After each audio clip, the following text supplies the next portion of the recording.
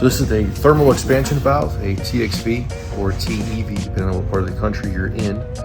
And the purpose of the TEV or TXV is to manage the refrigerant flow through the evaporator. Anything that's in the system, its entire life's purpose is to maintain pressure drop across the evaporator coil, which this does by restricting the refrigerant flow. The thermal expansion valve, in relationship to a piston, which is another type of orifice metering device, it has a wider range and can operate at colder and warmer temperatures than a standard orifice or capillary tube. That's basically all it does, but what we have to make sure is that everything is hooked up properly. Right?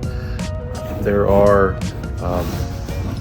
not one here, but there's a gasket that goes in here, and when you're hooking this up during an install, you don't want to overheat the gasket and melt it. So whenever you're brazing on this, you want to make sure that this is wrapped or disconnected completely so you don't overheat it. The same thing with this bulb here. You want to make sure that the bulb, the sensing bulb, is not on the suction valve when you're currently brazing on the suction valve, because this will easily overheat, expand the refrigerant inside, and then could destroy the diaphragm inside this TXV. Okay. After you have everything put together, you want to install your bulb on the suction line external to the evaporator. The only time you want to keep it inside the cabinet is if it's been insulated by the manufacturer. In that case, you just want to leave it alone. But in most cases, you want to take it out, put it on the suction line in the proper position, depending on the size of the suction line. Other than that, you want to insulate this very, very well. This small capillary tube here in between the bulb and the power head, you don't want to wrap this around the pipe. It will interfere with the performance of the system. So this kind of hangs out into space. You don't want to stretch it out. Do what you got to do to get it on the suction line, but you don't want to stretch it out. So try to keep it together so that it's just making contact. Again, insulate the bulb.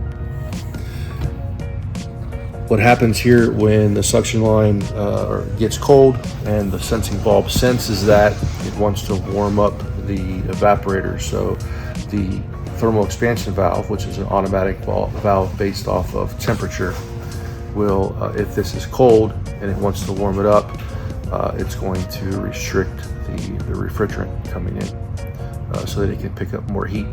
If this starts to get warm, then it'll go ahead and let more refrigerant in to warm up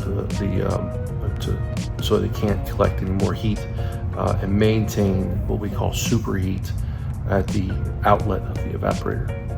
And that is generally the entire purpose of the TXV, is to maintain that, which is the pressure drop of the refrigerant across the coil. To troubleshoot this, one of the best things to do, if you think you're having a problem with the TXV, is to go ahead and remove the bulb off of the suction line, get a glass of ice water, and get a glass of hot water, and put the bulb in the ice water, right? So you'll drop it in the ice water and watch the change on your gauges, right? You might have to run back and forth up inside and outside. And then you want to move that over to the hot water and watch the movement. If you don't get any movement, then the TXV is failed in some form. It's not moving, it's not opening up or closing down to change the amount of refrigerant into the system. If you do see movement, and generally I like to see about 10 pounds sway from one side to the other, then the TXV is working just fine. There's another issue going on with your system, so don't change the TXV all willy-nilly. But that is TXVs in a nutshell. There are more things to take care of, placement of the bulb when you have this direction, that direction, but all that is in the install manual. And yes, there's an install manual for your coil and for your TXV.